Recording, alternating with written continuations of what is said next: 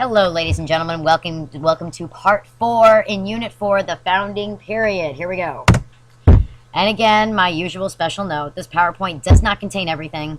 Many of these content items will be discussed in class, so please make sure to connect with your colleagues and be sure to get any notes you may have missed if you were absent. So, political parties. Now that we've gone through the Washington administration, and he's, served his 2 terms, he's done his bid for king and country, so to speak, and he's done. He's going to go retire Mount Vernon and hang out. Now it's time to pick a new president that not everybody agrees on.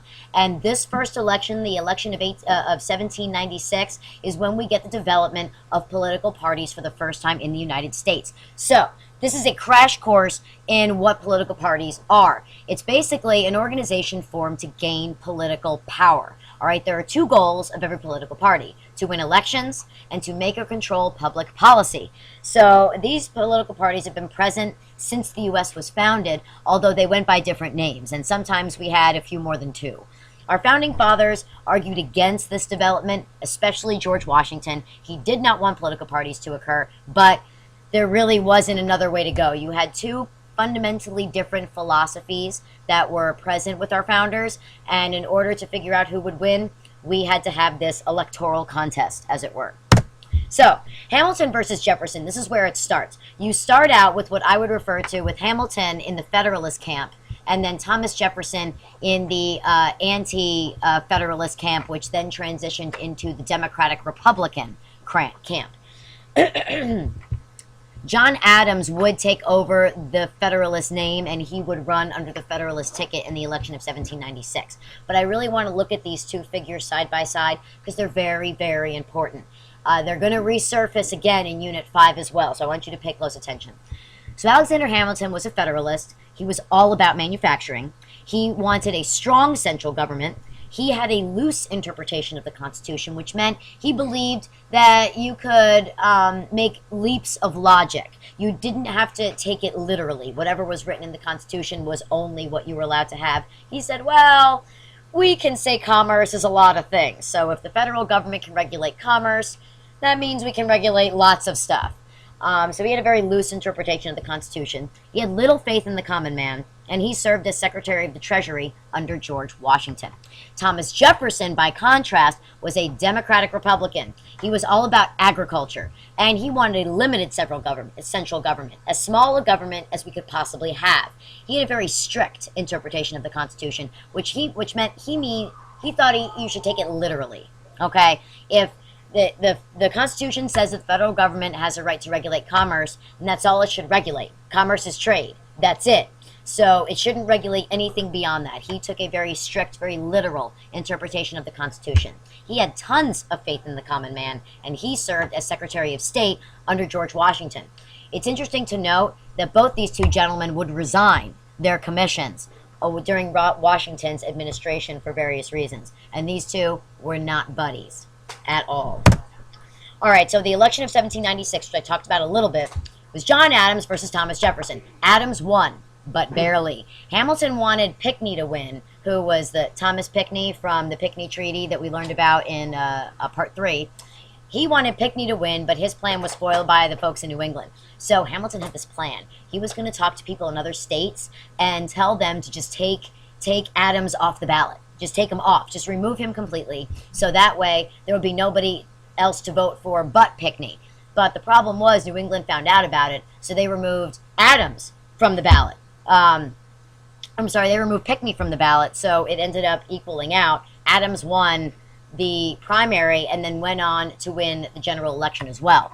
Jefferson actually became his vice president because of this weird little quirk of the Electoral College at the time. We've actually amended the Constitution to deal with this, but the way the presidents were elected back in the day is the person with the president or the candidate with the highest amount of majority votes, they became president, and the candidate with the second highest, they became vice president. So we had a Federalist president and a Democratic Republican vice president, which is kind of weird when you think about it. These 2 did not get along either, and there was also a rematch between the 2 of them in the election of 1800, which I'll talk about at the end of this lesson. Okay, so 5 key things that you need to know about the Adams administration: the XYZ affair, the Alien Sedition Acts, the Virginia and Kentucky resolutions, the Judiciary Act of 1789 and 1801, and midnight judges. And we're going to talk about all of those in due course. So here we go. All right, the XYZ affair was this quasi-war with France. There was this bit of a diplomatic snafu. We never had official war declared, and the hostilities didn't last too long a time. But this was primarily because of Jay's Treaty. We were trying to, and we learned about Jay's Treaty in the last part 3, the last PowerPoint. Well, the French were kind of upset that we were trying to side with the British, and we basically gave the British whatever they wanted in Jay's Treaty, and that's why the Americans didn't like it. The British got the better end of the deal. And so the French were like, listen, we're the ones who showed up for you during the Revolutionary War, and now you're like kissing Britain's butt. We're not about this. So they started taking our ships and our stuff. So John Adams is like, you're not taking my ships. So he sent some people over to France to try to work out some diplomatic stuff. But that didn't work out well at all. They just ended up fighting and getting upset. So then we started getting our ships ready for war. And we never actually fully went to war. It was just this major diplomatic, scary kind of thing that occurred. It calmed down because then the French had bigger fish to fry with the French Revolution. So they kind of, they had other problems, so they kind of backed off. But for a while, it was touch and go that we might actually get into war with France. The big one here, the Alien and Sedition Acts. This was bad times. Bad times. John Adams was desperately trying to hold on to power. The Federalists were losing power really quickly in favor of the Democratic Republicans for a number of reasons, one of which was population. But that's not as important right now. What I want you to focus on is what these things were. These were acts that said you could not speak out against the government. That's the sedition part. The sedition part is about speaking and writing and saying things. So he basically made it illegal to say anything bad about the United States government or him specifically. And then the Alien Act dealt with removing citizenship and banning certain people in the country from having citizenship who actually deserved it. And I'll talk about that in more detail a couple slides from now. But this was bad times. This was not good. It's the first time a president really stepped on our civil liberties and our Bill of Rights and actually tried to suspend them for a while. So this was not popular.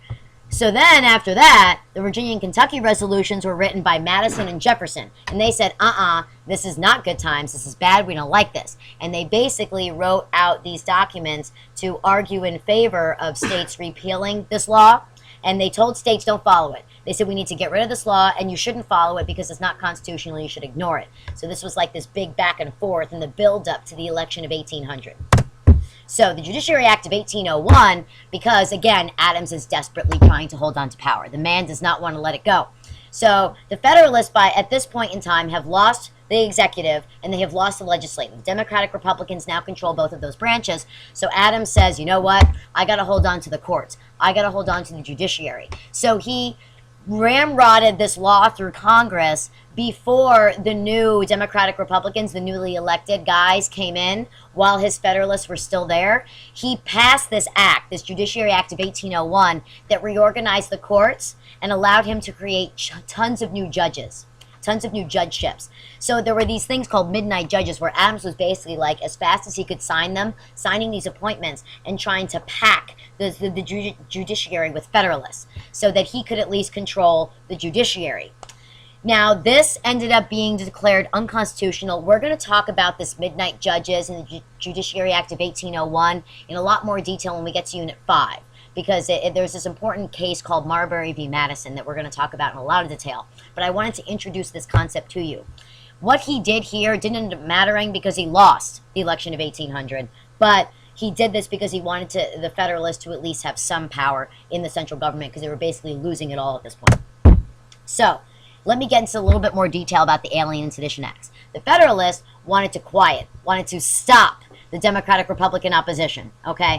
The Alien Acts made it harder for foreigners who tended to be Democratic Republicans to become citizens. It did remove the citizenship of some. Originally, you needed to be in the country for 5 years to be considered a citizen. So this act mandated that you be in the country for 7 years. So anybody who was there for 6 lost their voting rights even though they had it the year before. So that was pretty messed up. This was a major problem. People were very upset. And the Sedition Act, like I said, punished all anti-government activities, writings, speaking everything. So if you were a publisher and you published a letter written by somebody that was saying bad things about the Adams administration, the author of the letter and the publisher, the printer, were all thrown in jail. Everybody kept getting tossed in jail. If you said anything bad about the government, into prison you went. Now, the amazing thing about this was the opposition, the local opposition to this. People were just like popping up. One printer went to prison. Well, somebody would step in and run his printer and keep printing the information.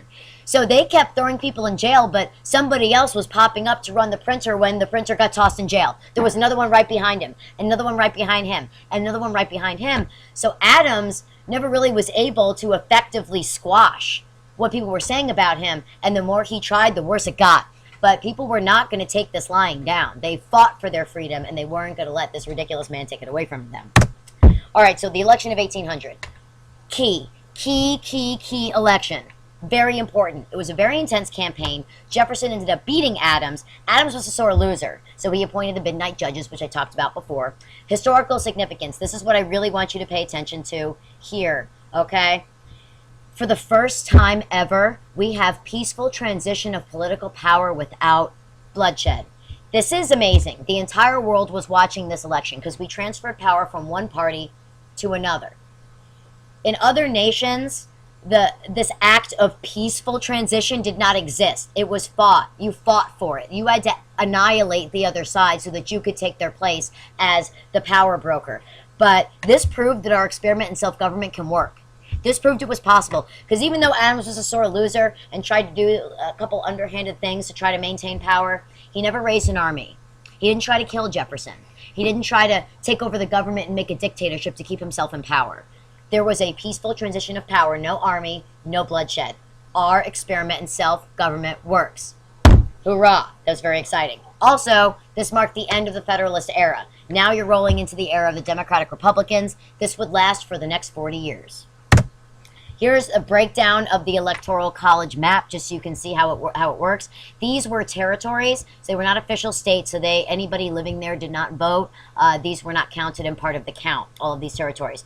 But you see the blue states went Democratic, Republican, went to Jefferson, and the kind of peach, pinkish colored states went to Adams. You can see the breakdown over here. 47% for Adams, 53% for Jefferson, and all the way back in that day, we only had 138 electoral votes. Now, we have considerably more than that.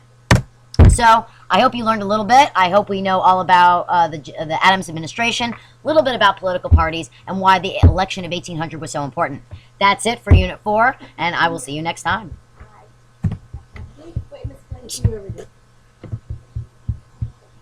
Did it stop recording? You gotta be kidding me.